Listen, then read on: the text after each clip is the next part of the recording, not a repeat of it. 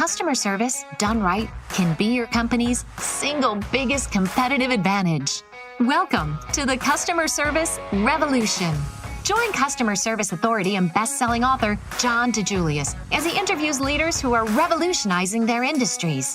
This is more than a podcast, though. It's a movement.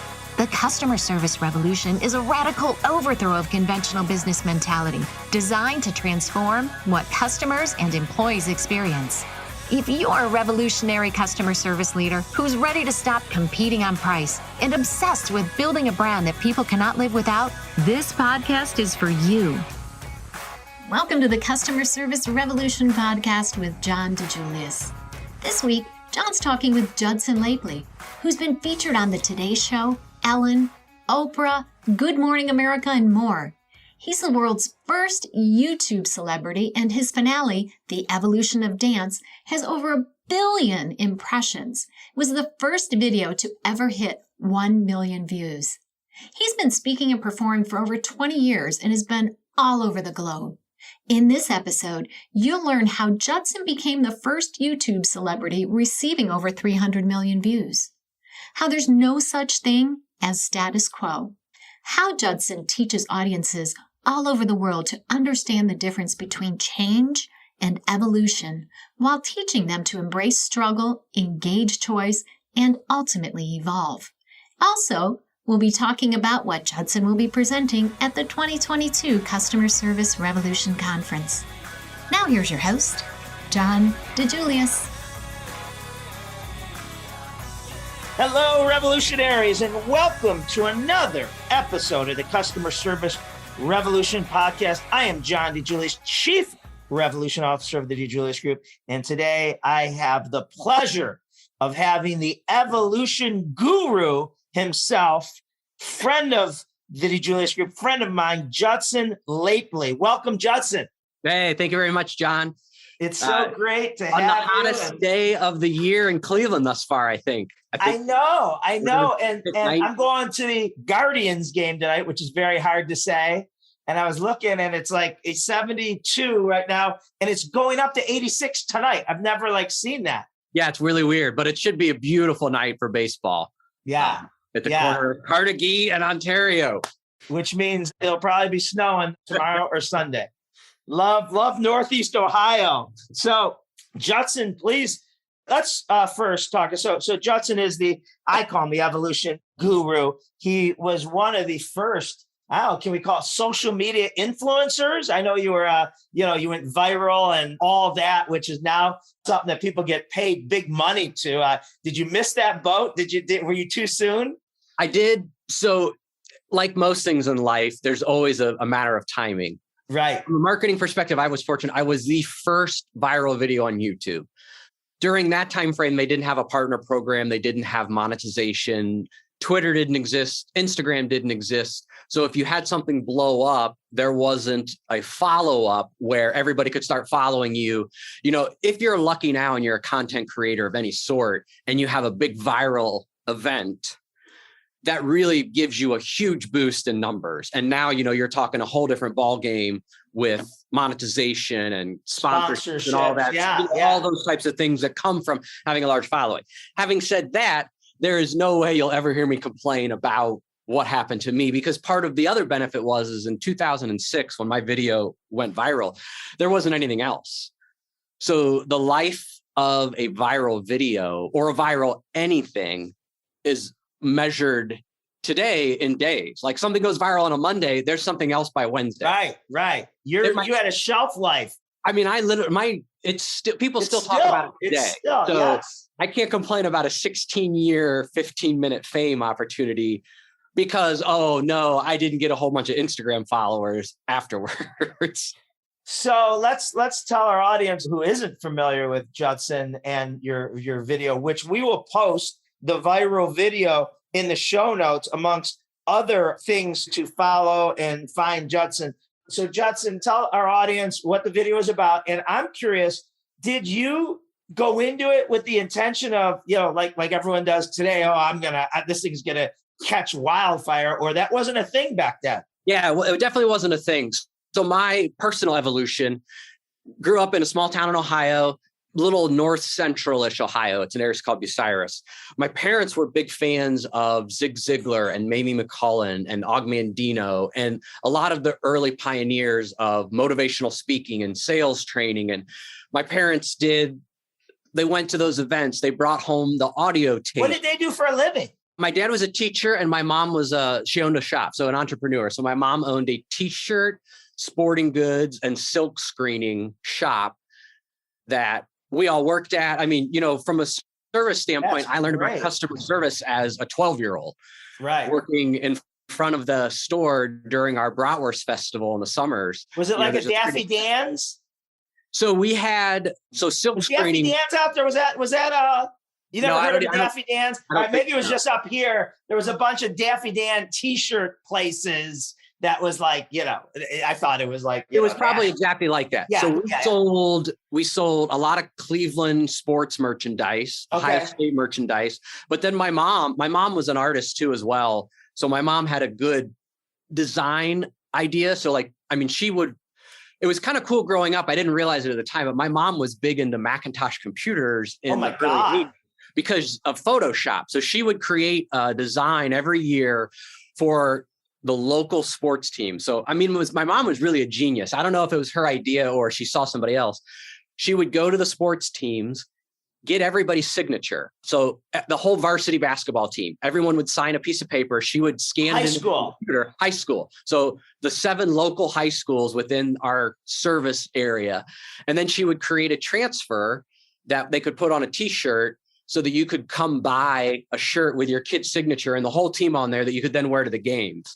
Wow. So they were big into all of that. So I hijacked you. So they were into motivation and these great speakers at the time, correct? Yeah. So all of those speakers. So I was a good kid, but I still got in trouble like most kids did. And in 8th grade. Mischievous trouble? Yeah. Most of the time it was pretty innocent, like coming home lying about going to somebody's house so we could go cow tipping. 100% Midwestern, for real, that type of stuff. And I was a little bit less good around middle school age, like a lot of kids, and explored my bad side. Boundaries. At one point, I got caught stealing from a grocery store. Long story short, part of my punishment is my parents basically didn't lock me in a room, but they put me in a room and played Zig Ziglar tapes. Oh, that's funny. And as an 8th grader, I hated it. Yeah. But my parents were always listening to that stuff. And somewhere in high school, it all clicked. I started hearing what they were saying. I started believing some of that. So you kind of got a little hooked. I got a little hooked. I started to see some of the same things that my friends were concerned about didn't concern me as much around that age. And whether that's because they did all that, whether that was just my natural disposition, whatever you want to say. Are you playing any sports in high school? Any activities? Yeah. Are you in arts? I'm a student leader from the get-go, student council my whole life, baseball all 4 years, basketball 3 years, cross country 2 years, served as the state Ohio president my senior year of high school for student council. So I was heavily involved in student leadership and a lot of those things. And I had a natural stage charisma from a pretty early age. You had no fear. You had no fear. Third child, looking for attention, finding that being in front of an audience is really exhilarating if you don't mind it. Everyone's scared of it, but if you like it, it's really exhilarating. And it's almost a drug of positive dopamine and serotonin reinforcement. Right. So fast forward, I want to be a speaker someday, go to undergrad, go to graduate school. It's always in the back of my mind. You knew you were going to be a speaker. I knew I was going to be a speaker at about 11th grade. I saw somebody at an event I was at and I was like, that's an amazing job. How do you do that?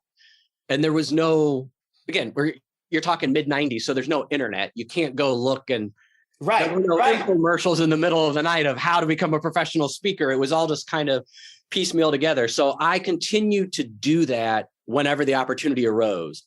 My undergrad research and undergrad was in recreation management, but I really I went to Bluffton University for undergrad and played baseball in college, and then Bowling Green for graduate school. But I always studied how to use games to teach leadership and emotional intelligence. So I've been a big fan of active learning, and Same thing when you're doing any training of any sort, whether it's customer service training or sales training or anything.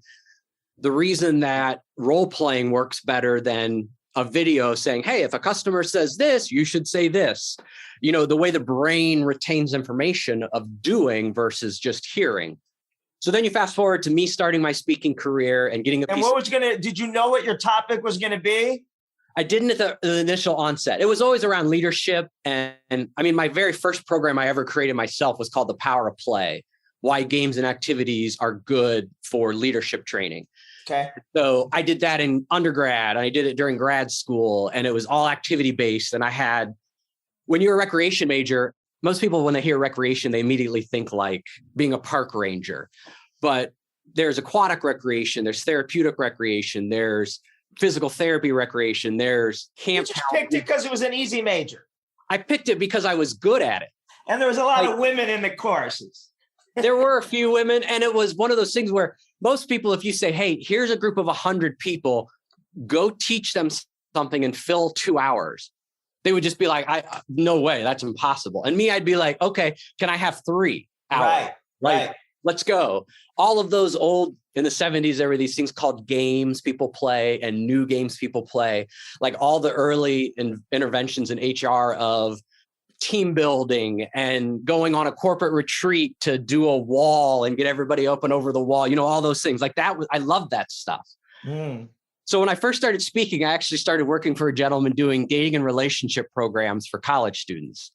So he was a guy, and still is, he's called the Dating Doctor. He's out of Cincinnati, Ohio, and he would be double booked a lot or triple booked during, especially February, for example. Everybody wants dating and relationships programs. And again, this is all pre-internet, so it's a different world back then. And I started working for him, doing his program when he couldn't go, and developing kind of my own style and my own content and figuring out what I wanted to talk about. And during those early days, and I was still doing this while I was in graduate school. So my last year of graduate school, I was able to do a few shows and kind of get my feet wet and realize, okay, this is something I really want to do. He said, in our business, 2 things. Number one, if somebody likes you, they'll bring you to speak. If they like you as a human being, they'll bring you to speak, because a lot of speakers believe that they're the best of the best and only their content. But truth be told, we're pretty interchangeable. Yeah. There's a lot of divas in our industry. And there's definitely a difference between somebody who knows their stuff and knows how to be on the platform and is an A-level speaker. But 2 A-level speakers are pretty interchangeable. Yes. So John, you come and do an event, and John, you're the best of the best at customer service. But if you're an asshole, right, they're not going to bring you back next time. But the opposite helps too. You could be okay at customer service, but they really like you. And so they'll bring you back. So that was his first piece of advice. And then his second piece of advice was, you got to do something nobody else does. Something, some bit, some concept, some idea, some piece of whatever you want to call it. Now people might call a content piece or something, but something that is yours that becomes your calling card, your stick, your thing that they point at and say, okay, that's, for example, with yours, the thing that I hear other people say who have been through your training, the always and the nevers, that's a thing that maybe somebody doesn't remember everything you said, but they remember the always and the nevers. Yeah. That type of stuff. So I was toying with what I could do that would drive home one of my main themes, which one of my main themes is essentially everything changes. That change in and of itself is constant. There's no change management. It's just everything changes all the time, and learning to let go of things you don't have change. And so I wanted to do something that demonstrated change, that just stuff changes. And I tried a lot of different things. And one day I got this idea about how certain songs have certain dances that go hand in hand. Now, did you like the arts? Did you like dancing? Did you like music? I did like arts and dancing. I'm a terrible singer in that I don't have a good singing voice. I can't sing on key. Yeah. So I was involved a little bit in theater because I like being on stage and I liked acting, but I could never do, like my freshman year of college, one of my favorite musicals of all time is The Music Man. And if I could actually sing, if I had a Broadway voice, my dream role on Broadway would have been to be the star of Music Man. Like that role would have been mine. So I went and tried out, and they were like, because I wasn't a theater major, they were just like, who are you? Because I did the speaking part first, and I was good at that. And then they're like, okay, well, sing for us. And then they were like, oh, okay, well, you can be a dancer. Right. And, here's a non-singing role that's got a couple of lines. You invented lip syncing, the need for it, right?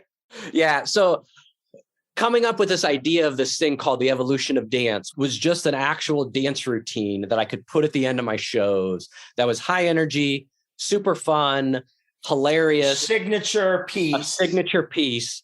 And I performed it for the first time in 2001. Okay. About 2.5 minutes long. Just went out and tried it one day for an event. It went smashingly well. First time out of the gate. You crushed First time out of the gate. People loved it. It was a perfect event for it. It was a lot of college students. They were all excited. Yeah. And I was like, okay, this is good.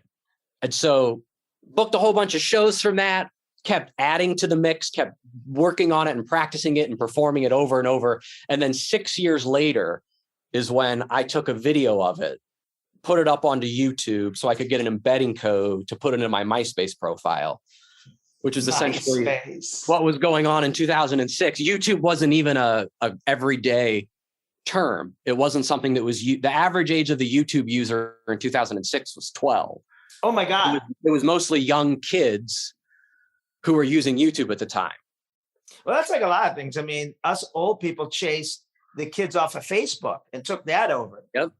But all right, so tell our audience, and you got to watch this. The name of the YouTube video that went crazy viral is? It's just called The Evolution of Dance. Dance. And I've seen it live. Got a standing ovation from it at the Customer Service Revolution a few years ago. And you go through, what era do you start in? It starts with Hound Dog, so in the 50s. So Elvis, Hound Dog Elvis? is first. Yeah. Yeah. And so now the live version, which if people come to the Customer Service Revolution this year, they'll get to see the full version. Yeah, so by the way, Judson is back because he was one of our highest rated performers of all time. And this year's November 8th and 9th Customer Service Revolution, we brought Judson back in a big way. He's keynoting and he's our MC just because we can't get enough of you. But go ahead, Judson, sorry. So that became the signature piece, put it up on YouTube. And fortunitely for me, 2007? 2006. So spring of 06. So you put it up there and you were just using it. You just needed it as a resource to be able to plug into your... Yeah. Okay. It was a tool. That's it. It wasn't like, I'm going to get famous from this. Yeah. And viral didn't even exist at the time. Right. Part of YouTube's genius, and at the time, YouTube was not the only site. When you want to talk about long-term effects of positive customer experience, the reason I picked YouTube because their user experience was cleaner and simpler than the other sites I was looking at. So there was a site at the time called Video Egg, which did the exact same thing. You put up a video, it gave you an embedding code that you could put in HTML and other places, but it was really clunky and it was really hard to navigate. YouTube's was clean and easy and took like 3 buttons. And that was it. So you're putting it up there to use for other reasons. And then what happened? Like, how did it just... I don't even know who the first person was that saw it. I don't know where the... So how many people have seen it today? Ballpark. I know it's changing as we speak. The view count on YouTube for my video sits at 310 million. 310 million. Yeah. At one point, there were about a dozen. In the early days, people could, and they still can, people can strip videos, repost Put it back up. So in the early days, once I hit 100 million, there were a couple other videos that had 25, 30 million views that eventually YouTube, when their software got a little bit better, takes all those down when they're duplicates of other videos. So I would say million, that's just my mind. So when it happened, a week, a month, what was this like? 4 weeks. It took about 4 weeks. I was at, and you're probably not going there like we do today, saying, "All right, everybody else watch it." Like you probably, put it up there and thought no one was ever going to look at it. Correct. It was all just okay. It's on my MySpace now. Perfect. Great. I go away. 4 weeks later, I open up my computer on a Friday morning in San Francisco, or a Thursday afternoon. I arrive in San Francisco for a weekend retreat with the Kiwanis organization for high schools. This thing called a Key Leader Weekend. And we're going to this place called Half Moon Bay Area, campground, no Wi-Fi, no internet. I mean, again, it's 2006. So it's cell phones aren't everywhere. They're around, but they're not everywhere. Thursday night, I land in San Francisco, get to my hotel, open up my computer, and I have like 14 messages from YouTube that say, somebody commented on your video, somebody liked your video. And I was like, oh, I didn't know that was notifications. Cool. I go and I look and it's at 30,000 views. And I was like, you got to be kidding me. This is amazing. Wow. Wake up the next morning, open it up, and I've got about 40 emails from YouTube. And I go and I look again and it's at 90,000 views. Oh my God.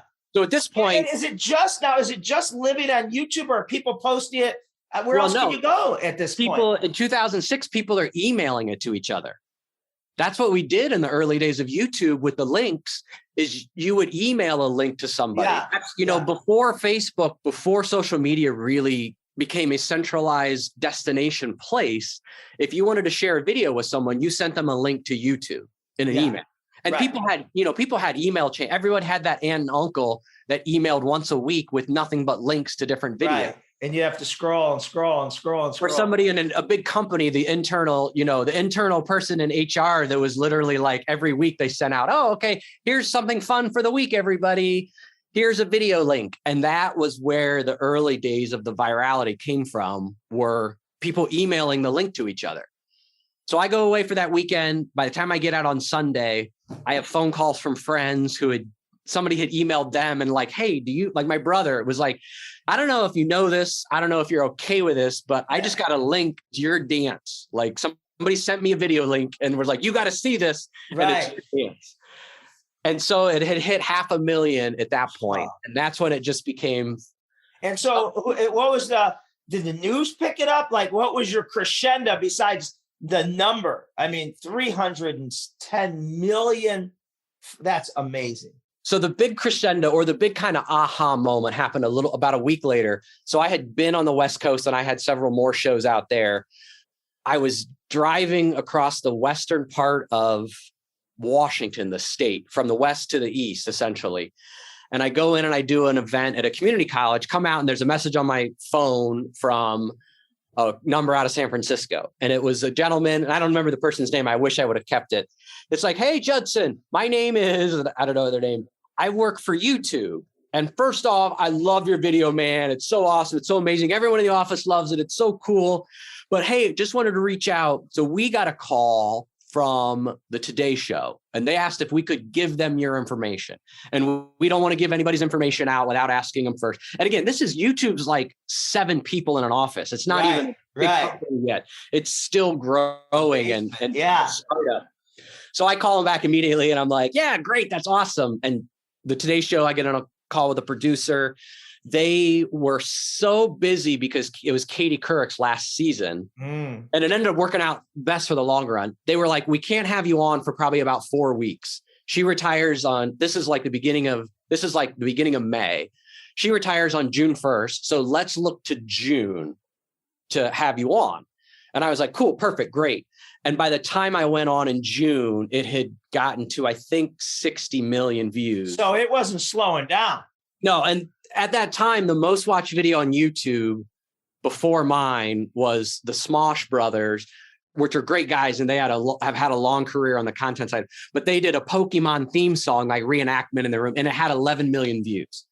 So when mine hit 12, it overtook their spot as number 1. And it got to 60 million, and there wasn't anything else even remotely close to my video at the time.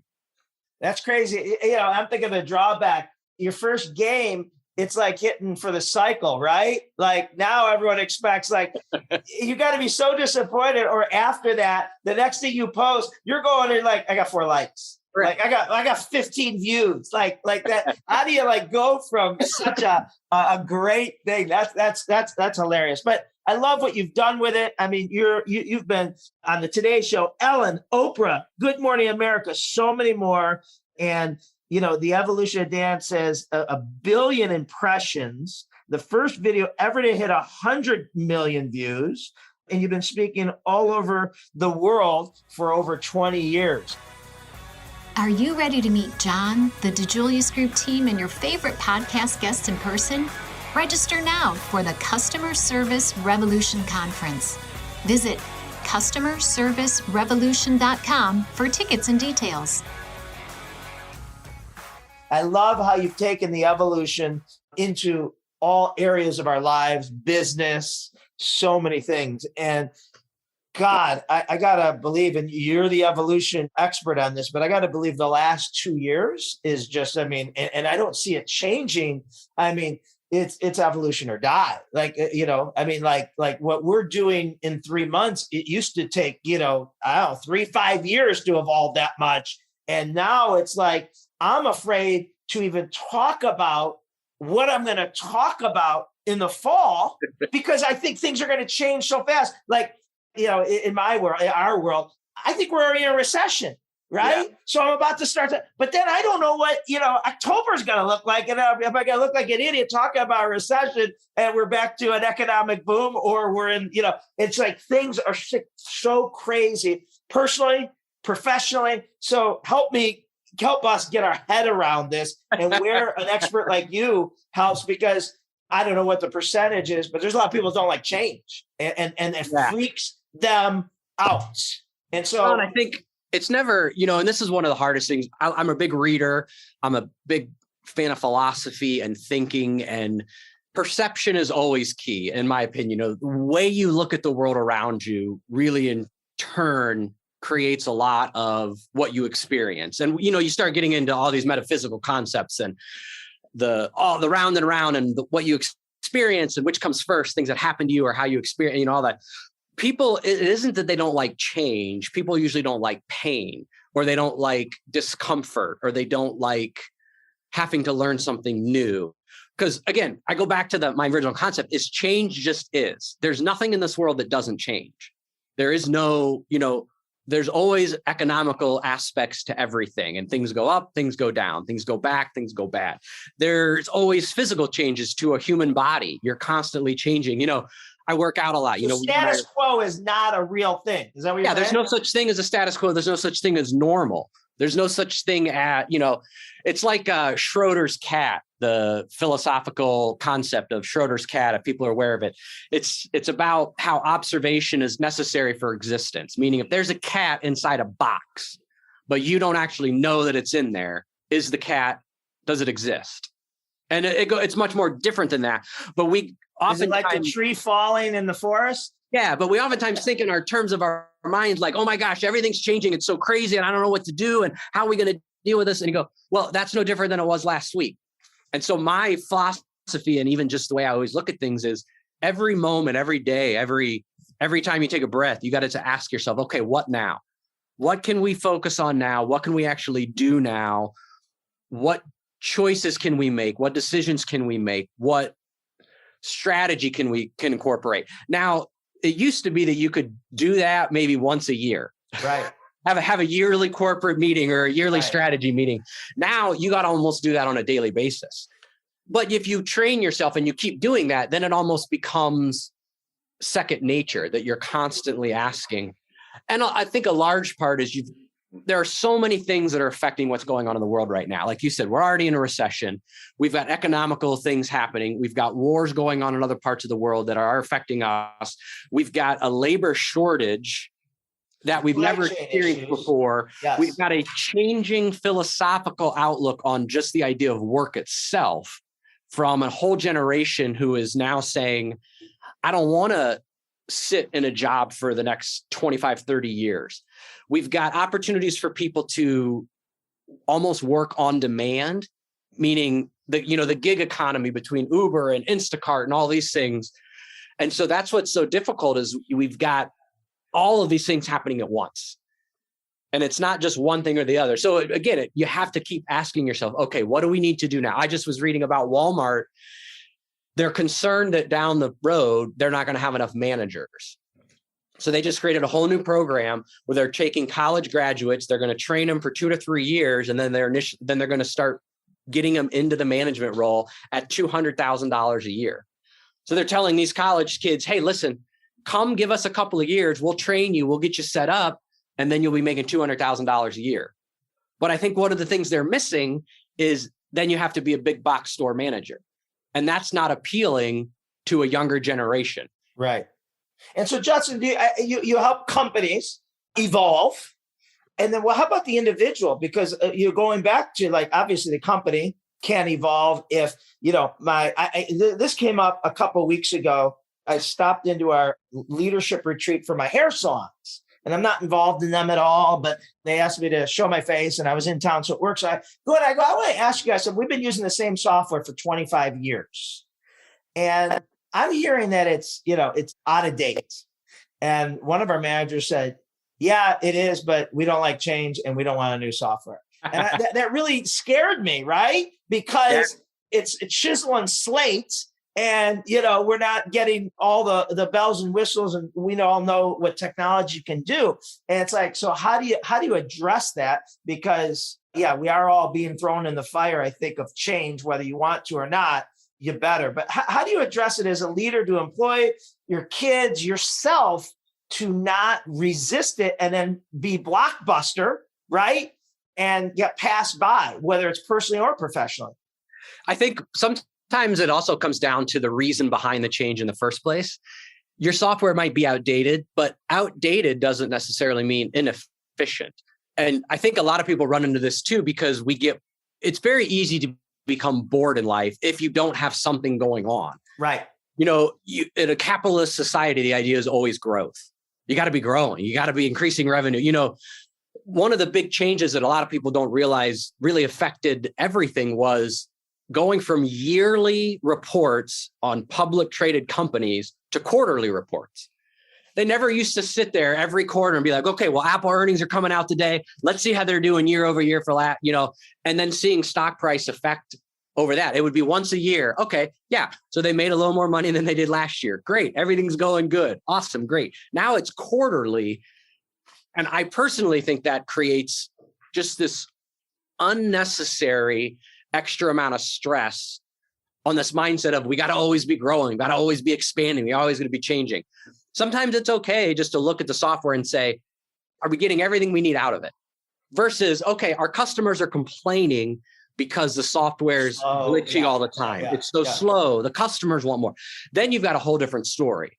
Right. And then, sometimes you have to fight with your own talent and say, listen, I know this is going to be difficult, maybe going to be a 6-month learning curve, but after those 6 months, it might actually save you more time, or it might save you more money, or it might increase the amount of tips that you get if tipping is a part of that world.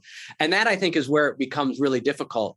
Leadership management sometimes create changes without communicating the reason for change in the first place. And it seems bizarre, unfair, stupid until you hear it. But if you don't hear it, it just sounds like you're making me do a lot of extra work. Extra work for no reason. Right. No, I love that. But how does Judson make sure he's evolving? Not just for the sake of evolving. I would think that's, like you said, could be dangerous. You don't just have to change. But what do you do to make sure, what do you recommend to your clients to make sure we aren't getting stale and we're not falling into that convenient trap of comfortable? I'm really comfortable, Yeah. Don't make me do anything new. It's difficult in aspects of, because I fall prey to it too. I've been doing the same thing. I'm going into basically about my 24th year of working as a professional speaker, and I am a primarily keynoter. I am not a content creator. I'm not putting out LinkedIn posts every week. If I was starting all over, what I would have to do differently is a totally different ball game. And I fight with myself a lot of, should I be doing these things?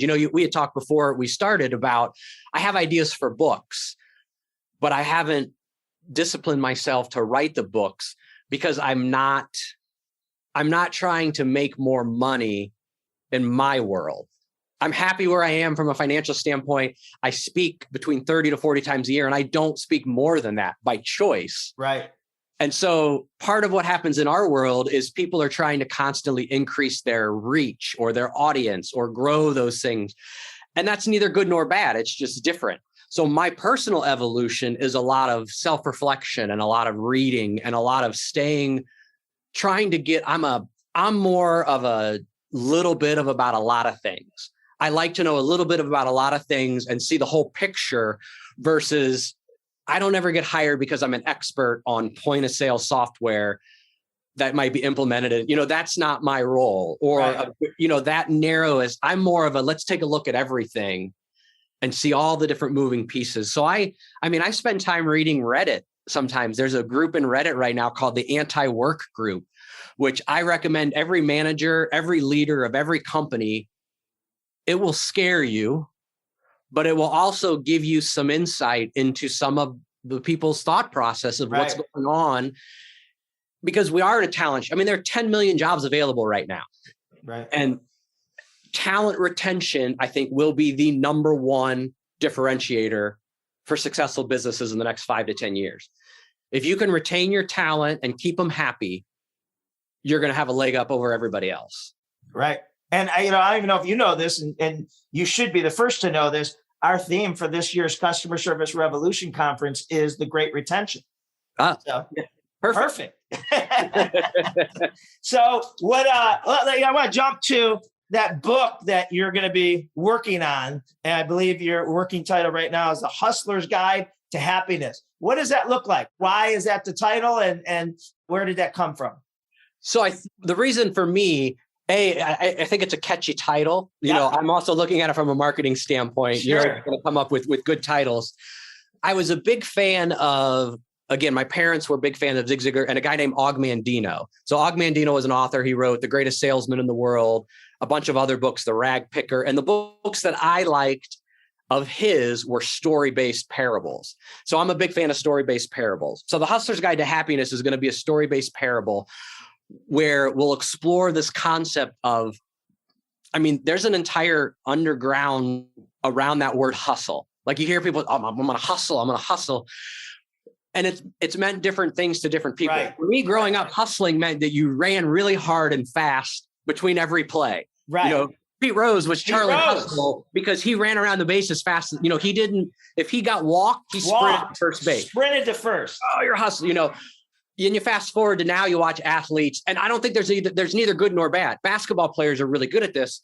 They take plays off. They walk because the data has shown them that they're wasting energy running sometimes when the ball's already far enough away. You don't need to run down the court because all you're going to do is waste energy. Right. You only got X amount, but that idea of hustle some people even use the word hustle porn, like people who, every day they're reading, I got to hustle and I got to hustle. And it's also creating a unhappy world. There are people who are plenty fine financially speaking. Like they could stop work tomorrow, live within their means and never have to work another day, but they keep working because they feel that they need more. They need to hustle more. And so where is that fine line between evolving yourself, challenging yourself, constantly looking for improvement, looking to grow and evolve, but not so much that you're doing it at the expense of your own happiness because you feel that you have to do those things or you won't be happy. They call moving the goalpost, people who have a financial goal in mind and they hit that and then they look around and they're like, oh, I thought I would be happy when I hit a net worth of X dollars, but I haven't and I don't feel happy. Right. So how is it that you can balance those two things together and kind of have some harmony between having a hustle and working to improve yourself and working to get better, but then also essentially enjoying and being happy with what you do have? So I assume you're going to have a couple different characters in this book. The wrong hustling that looks like the right. It's kind of like Rich Dad, Poor Dad, right? I don't know if I'll do a wrong hustler as much as the concept of the book. I mentioned it before about another book I like. There's this book called Illusions of the Reluctant Messiah, which is written by a guy named Richard Bach, who also wrote Jonathan Livingston Seagull. And in that book, it's based in the past, and there's a guy who flies an airplane, and he ends up meeting another airplane pilot. He gives like joy rides to people in fields. When airplanes were first introduced, not everybody had been on an airplane. So people had a job where they would fly their airplanes from cornfield to cornfield to cornfield, put up a sign and say, hey, if you want to ride in an airplane for $1, come ride in an airplane. So he meets a guy on the road, and that guy gives him this book that's called I think it's just called The Messiah's Guide. And it's a magical book. And whatever they happen to be talking about at the time or discussing or thinking about, he opens up this book and magically words appear that are relevant to the discussion. So I'm going to kind of parlay off that and introduce the main character who randomly meets somebody else who's a little bit older in a different setting. Yeah. And them a new book. That book is called The Hustler's Guide to Happiness. And so whatever discussion they're having, they'll open the book and there will be a relevant passage or quote or thought to whatever that subject is. Well, we got to get working on this because I think this is a valuable resource for your 310 million viewers on your YouTube and all our audience. So this is great, Justin. I appreciate it. Let's talk about what our audience attendees are going to get to be exposed to this fall at the Customer Service Revolution Conference, both as the MC, which you're such a great entertainer, and I'm sure you're going to, tie things together and tee it up and all that. But you also have several parts where you're going to be doing your own keynotes and presentations. So tell us what coming and watching Judson, I'm going to walk away with. So my goal for at least the keynote part of it is we're going to talk a little bit about the evolution of service and just how service has changed. And it'll be interesting because I may have to rewrite everything a day before because we don't know, and especially nowadays with expectations of people and their customer experiences are at an all-time highest. Right. However, with the talent shortage and the increase in electronical interaction, right? Artificial intelligence, bots. Those experiences are getting different. Yeah. Neither good nor they're just different. Right. And so the pandemic for a while really made life a lot easier for customer service. People were more patient. People were more willing. And I feel like now they've gone beyond that. Like people are way less patient now. People are even. That's why you're seeing customer rage at an all-time high. And listen, for as rational as I like to think I am, I've left a store or a restaurant and said, man, I can't believe I bit her head off. And sometimes it was what I was experiencing in that moment, or sometimes it was the tipping point of the day. Yeah. And really had nothing to do with that. Like, that was an inconvenience, but if it was isolated, I wouldn't have been that mad. But I go home thinking, man, I didn't have to, tell her that, her shoes were ugly and, everything else. Right. And but we're all doing that because we just have empathy fatigue and a level of frustration.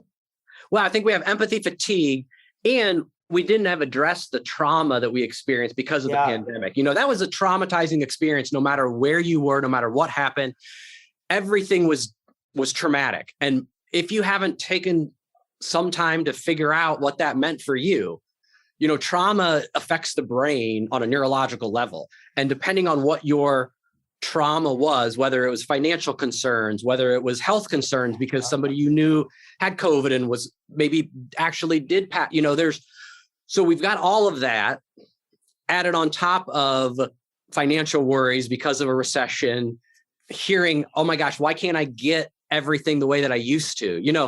We did such a good job in our country because of our capitalist society of making life really easy.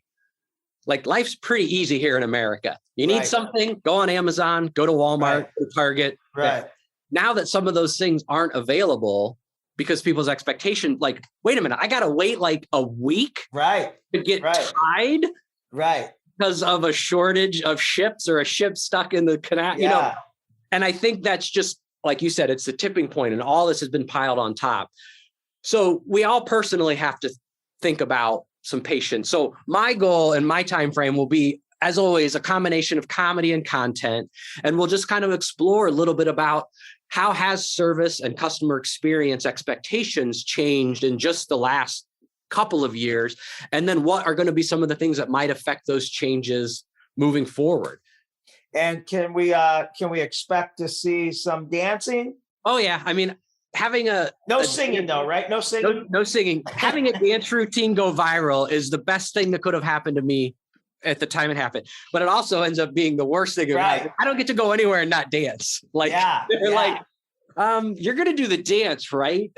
Well, I don't know if you saw, we do have a singer coming to take the pressure off of you. Someone from America's Got Talent that won the Golden Buzzer. Oh, so awesome. yeah. So when you get asked that, say, we got, I don't want to steal his thunder. Yeah, you definitely don't want me singing. I mean, that'll break everybody's ears instantly. And then as far as the MC part goes, we'll keep the energy high. We'll keep things moving on track.